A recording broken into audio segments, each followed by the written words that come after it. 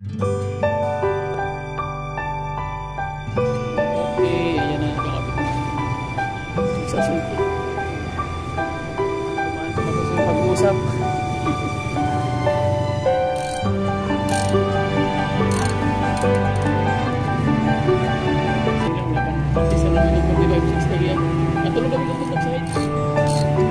Kailangan may gumagana yung PCB. Magpalang araw, so andito tayo ngayon sa cylinder head. So turo natin yung basic tsaka pointers kung paano ikakabit ito.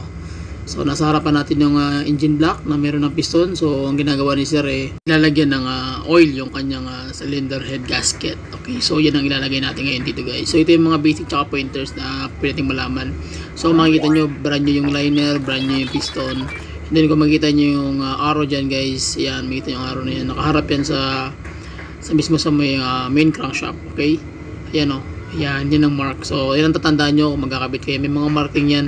So hindi pwedeng hindi mawala yan. So nasa harapan talaga siya ng main crankshaft. Okay, so yan ang gagawin natin ngayon. So tara, kabitan natin dandahan. Okay, so nakabitan natin yung cylinder head gasket. So before pala kayo maglalagay, basic tsaka pointers pa rin. So kailangan may dowel yan, may guide. And then yung cylinder head gasket kailangan talagang akma yung pagkakalagay nyo. So may mga butas kasi yan. So yun ang dapat isa lang lang. Dahil pag hindi yan ilagay ng maayos, magkakaroon ng problema. Hindi makakapasok yung oil sa oil passage. So mangyayari mag-overheat yan. Okay, so kailangan yung dowel tsaka yung butas mismo akma-akma. So lagyan dowel. So ngayon ang gagawin natin, maglalagay tayo ng dowel. So yan ang dowel guys, yung pinaka-guide. So yung makikita nyo na yan. And then pwede na natin ilagay pag okay na lahat ng setup. So ilalagay natin dandahan. So si Chip Belsar ang ating chip mechanic. So siya yung maglalagay niyan, okay? Shout out sa iyo Chip Belsar ng Cars Clean TV. Okay, so sige tara, let's go. Lagay na natin. So ayan guys, ilalagay na ni Chip Belsar. So kailangan tingnan nyo yung dowel. So merong guide yan. Kailangan hindi kayo magkakamali sa guide. Kaya kailangan talaga yung dowel nakakabit. Pag walang dowel, medyo pwede naman. Pero kung hindi ka marunong, mani-disalign yung paglalagay ng cylinder head.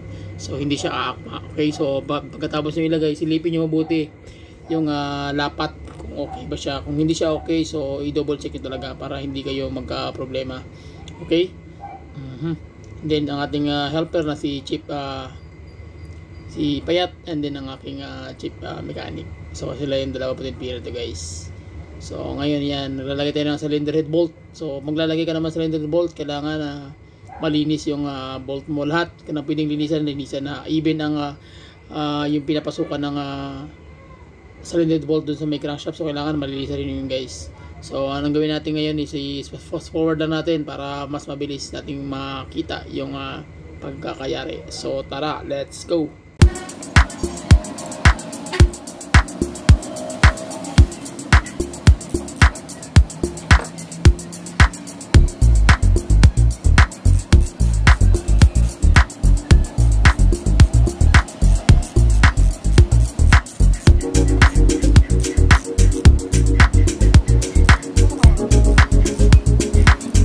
So ngayon guys, tapos na tayo maglagay ng cylinder head bolt. So mag-iikpit tayo ng cylinder head.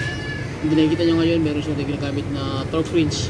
So manual ito guys. So mag-torque kayo, kailangan pantay talaga.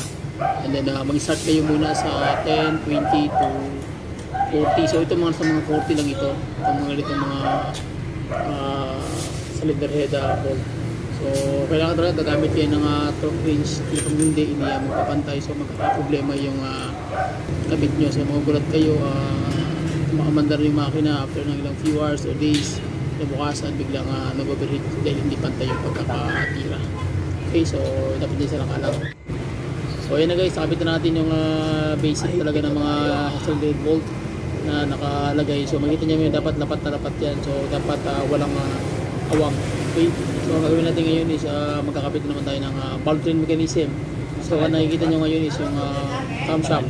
And then yung kanyang mga parts. Hindi na masyado kay suka. So makikita nyo naman ito. Yan ang mga parts niya sa valve train mechanism. Ito, ayan, rocker arm, etc.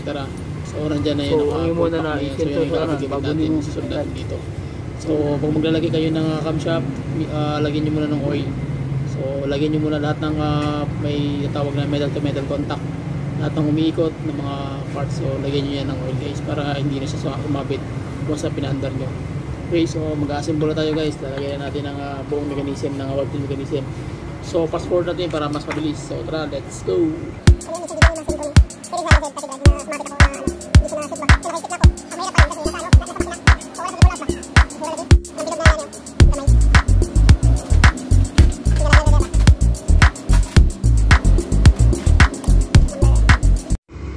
Okay guys, so ngayon makikita nyo naman maglalagay na tayo ng camshaft cap. So makikita nyo ito is bobby type.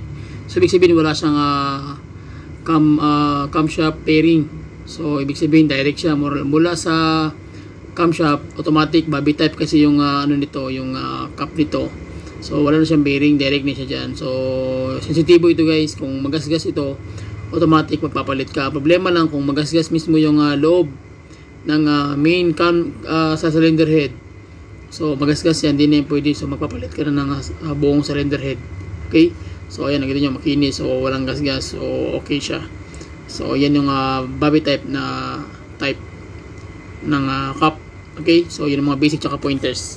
So sige, makikita nyo guys, ginagawa natin by numbering kasi yan, 1, 2, 3, 4. Kita nyo naman yung mga arrow halos nakatutok papunta sa kaliwa. Ibig sabihin yun ang uno. Okay, so tara, let's go. Fast forward natin para mas mabilis.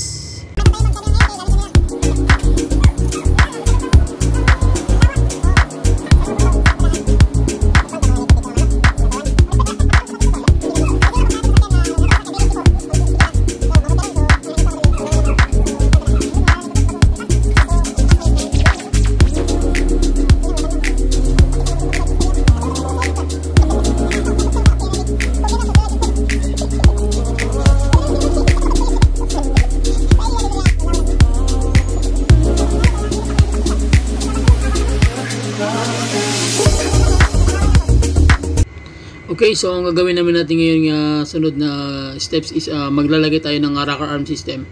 So yung rocker arm ng part ng valve train mechanism. So yan po. Yan yung magtutulak doon sa camshaft and then pupunta naman doon sa valve tip ng or valve stem.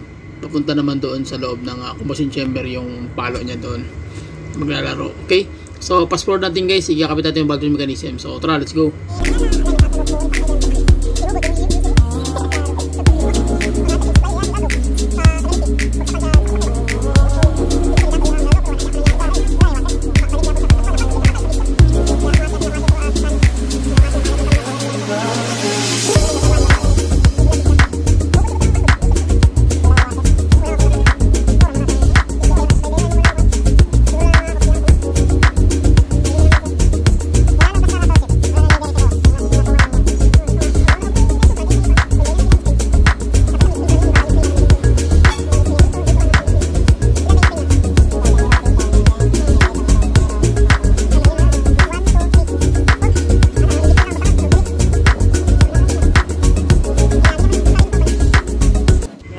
Okay, so nakabit na natin guys, hindi natin na videoan ng matagal-tagal, medyo na busy tayo eh. So ayan na guys, nakabit na namin yung rocker arm system. And then kakabit na natin yung rocker arm cap. Yan po yung magiging lock niya ng bawat isa. So ganun po siya kasimple, so kailangan alam niyo yung bawat pyesa para kahit magkahalo-halo man lang yan, at least hindi yan mawawala. Basta unless na nandyan lang yung pyesa, okay? So ayan, maliliit na part guys. So pag once nga tinawag na cap, ibig sabihin cap takip talaga yan. So kung rocker arm yan, so ang mangyayari sa kanya, rocker arm cap ang tawag sa kanya. Eh kung camshaft naman yan, so camshaft cap naman ang tawag sa kanya. Eh kung main crankshaft, may tatawag yan, main camshaft na naman siya. Main cap. So medyo magulo guys.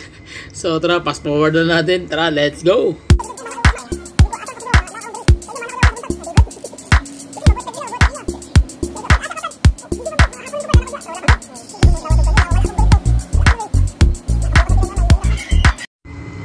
Okay, shoutout sa ating chip mechanic na assistant helper. Chip Payat, okay lang. Okay, good.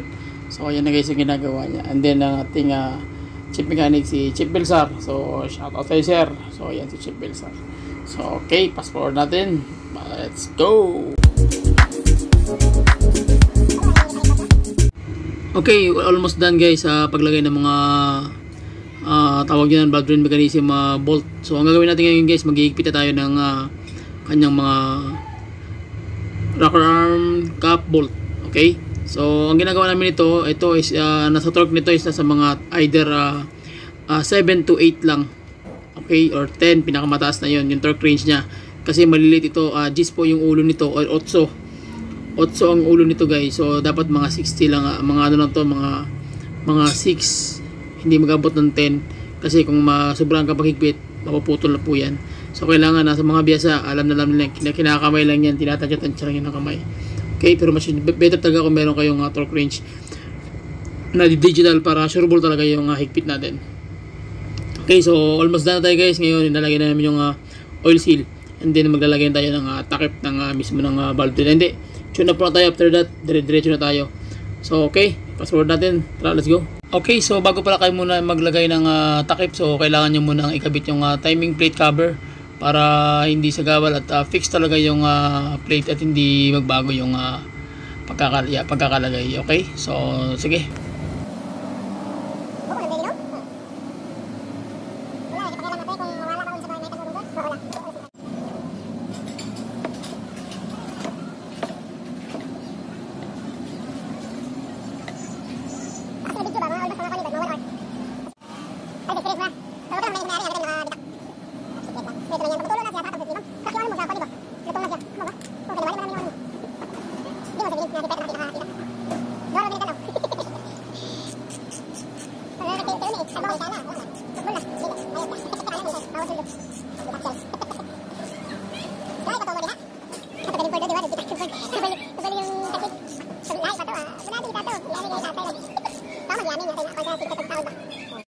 Okay, so gawin natin ngayon guys, maglalagay na tayo ng valve clearance. So tune up na tayo.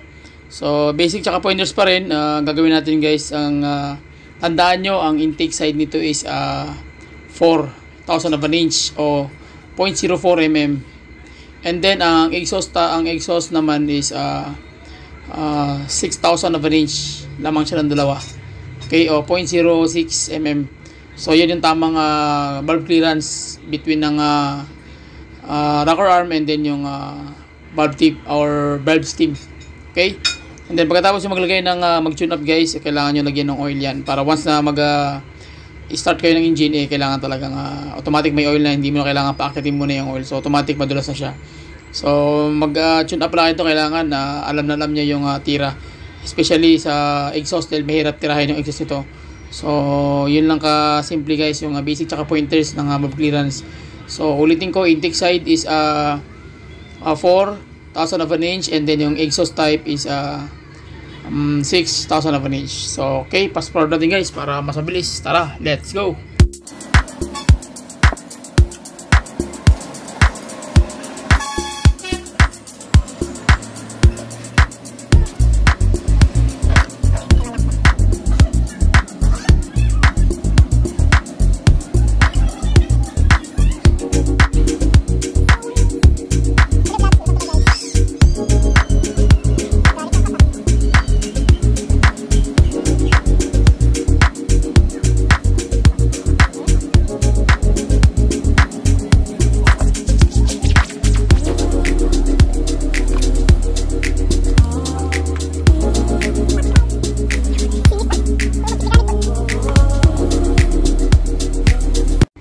Okay guys, so yun lang, almost done na. So ganoon na siya kasimple guys. So maraming salamat. Please subscribe to my YouTube channel. God bless and bye bye.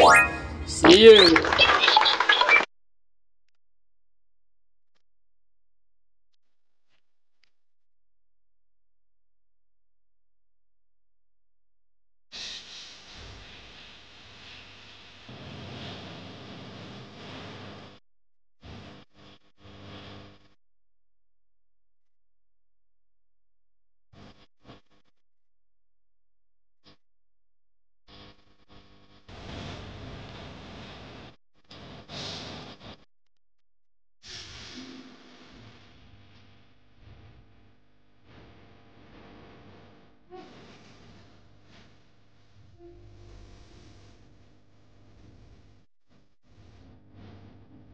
What?